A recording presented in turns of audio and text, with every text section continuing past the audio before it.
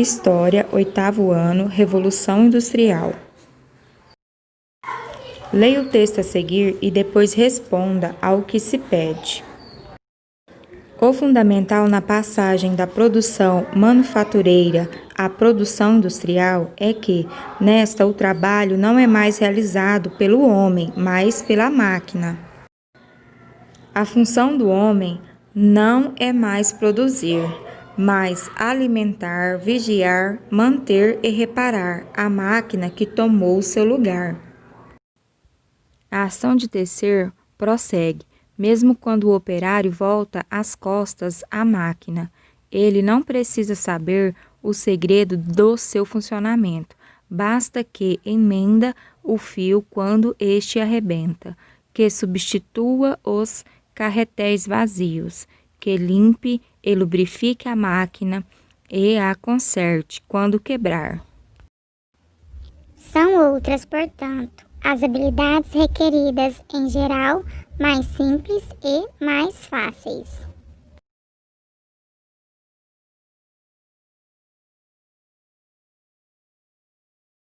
A Revolução Industrial foi um processo responsável por consolidar o sistema capitalista e mudar para sempre o modo de produção. A Inglaterra foi a pioneira dessas transformações, ou seja, a primeira a iniciar esse processo. Mas você sabe por quê? Podemos citar uma série de motivos, começando pela Revolução Gloriosa. Como resultado dela, o sistema de governo inglês foi transformado em uma monarquia parlamentar constitucional, fazendo com que o poder deixasse de ser absolutamente do rei. Acontece que os parlamentares eram em sua maioria burgueses, e é claro que mexeram alguns pauzinhos para favorecer seus próprios negócios. Assim, eles desenvolveram uma economia mais independente e medidas mais liberais, sempre tendo em mente o crescimento da burguesia. Outra causa principal foi o Ato de Navegação. Essa lei, criada no século XVII, decretava à Inglaterra e suas colônias que todas as mercadorias de importação e exportação deveriam ser transportadas por embarcações inglesas. O objetivo do Ato de Navegação era enfraquecer a concorrência e permitir que a Inglaterra controlasse as rotas comerciais e marítimas do mundo. A posição geográfica dela também foi extremamente importante para esse feito.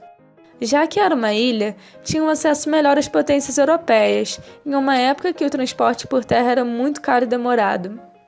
Ela também tinha em si muitos rios navegáveis, facilitando o escoamento de sua produção para o mercado interno. Logo, essas medidas fizeram com que a Inglaterra acumulasse muito capital e a burguesia enriquecesse mais ainda. Todo esse capital acumulado foi muito importante, pois a partir dele que a burguesia pôde investir em pesquisas para desenvolver a criação das máquinas, e assim aperfeiçoar o processo de produção e financiar a construção das indústrias têxteis. Além disso, teve a Lei dos Cercamentos.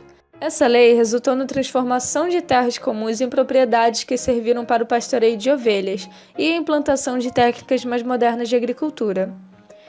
A partir dessas melhorias, eles aumentaram a produção e assim houve um crescimento populacional gigantesco.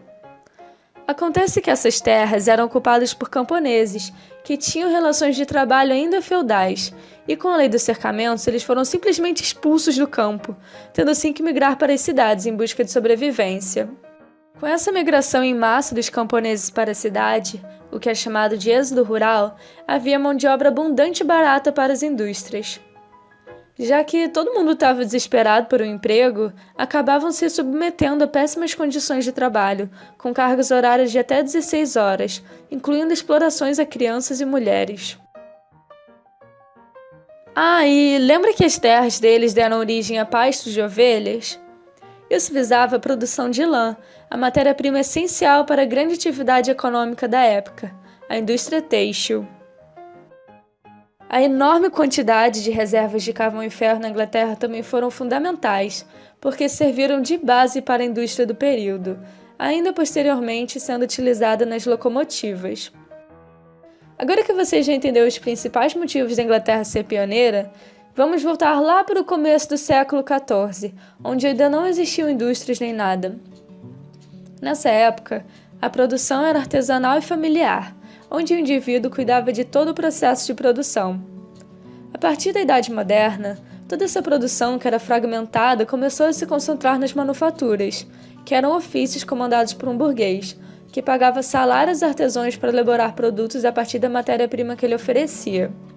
Tudo mudou com a criação do motor a vapor, que ao ser introduzido nesse processo deu origem à maquinofatura, assim marcando a Revolução Industrial. Com o uso dessa máquina, os vários trabalhadores especializados se tornaram inúteis, porque agora só uma pessoa sem instrução já conseguiria produzir em série em um tempo muito menor, só apertando um botão, uma engrenagem, o que aumentou o lucro dos burgueses e diminuiu o salário dos trabalhadores. Lembra que eu comentei que as condições de trabalho eram horríveis e perigosas?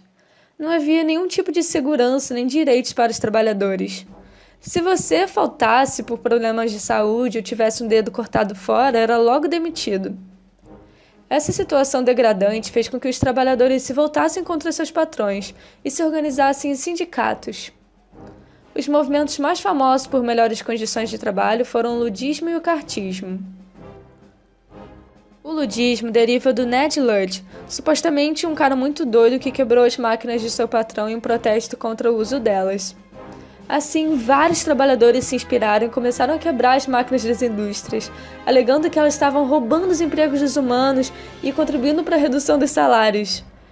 Claro que isso não adiantou nada e o governo reprimiu fortemente os ludistas, punindo até a morte.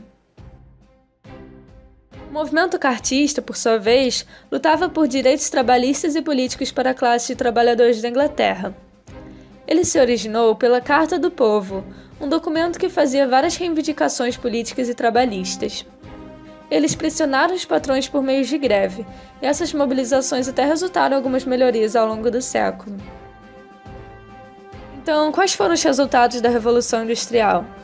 Foram desenvolvidas muitas tecnologias, como as locomotivas e as estradas de ferro, que logo se espalharam por toda a Inglaterra, facilitando o transporte das mercadorias. O carvão, matéria que por sorte a Inglaterra tinha bastante, se tornou fonte de energia para as máquinas a vapor. Nessa fase também foi desenvolvido o telégrafo, um dos principais meios de comunicação quase instantânea. A Inglaterra se tornou o maior centro urbano e comercial do mundo, o que ameaçou o poder dos outros países europeus, que estavam com medo de se tornar independentes economicamente, e por isso iniciaram seus próprios processos de industrialização. Para fomentarem ainda mais essas atividades, precisavam de matéria-prima e de maior mercado consumidor, o que fez eles buscarem por colônias de exploração na África e na Ásia. Esse processo ficou conhecido como imperialismo e foi um dos principais motivos da Primeira Guerra Mundial. Outro resultado da Revolução Industrial foi o êxodo rural, devido ao cercamento dos campos, que resultou no crescimento da vida urbana. Além disso, teve aquilo que eu falei do desenvolvimento de tecnologias agrícolas, que permitiram um crescimento gigantesco da população mundial. A burguesia se fortaleceu e começou a ganhar cada vez mais destaque a classe operária.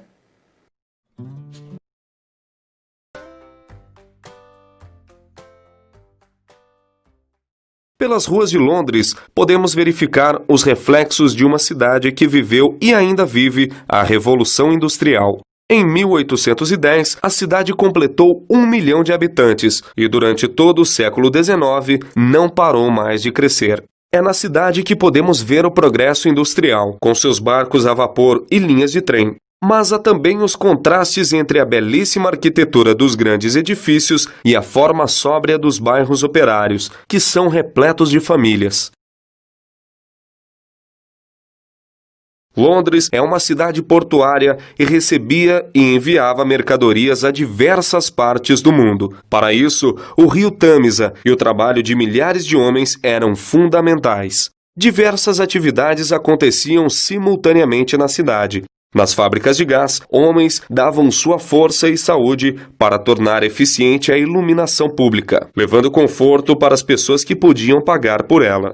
Ao mesmo tempo, centenas de operários estavam envolvidos na função de criar novas estradas de ferro e mantê-las. A maior parte dos trabalhos exigia força bruta e suas condições quase sempre eram inadequadas.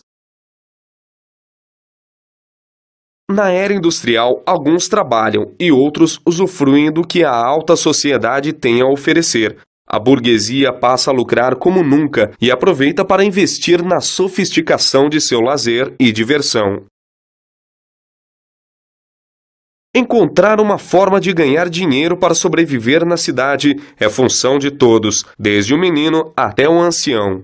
A Londres da Revolução Industrial é uma cidade em que predominam os miseráveis e famintos. É um local onde reina a insegurança, principalmente nas noites que parecem sem fim.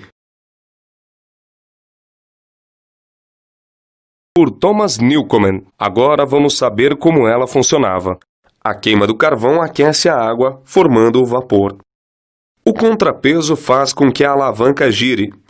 A água fria é lançada no cilindro com vapor. Desta forma, o vapor converte-se em líquido novamente. A pressão externa é bem maior do que a interna e empurra o êmbolo para baixo, girando a alavanca. Ao puxar o pistão para cima, a água é sugada e o ciclo recomeça. Observando essa imagem, podemos supor que esta mulher está indignada com a impureza da água do rio Thames, contaminado pelos dejetos das fábricas e pelo lixo acumulado nas ruas, que era arrastado pelas águas da chuva até o rio. Realizem as atividades das páginas 36, 37, 39, 42 e 46.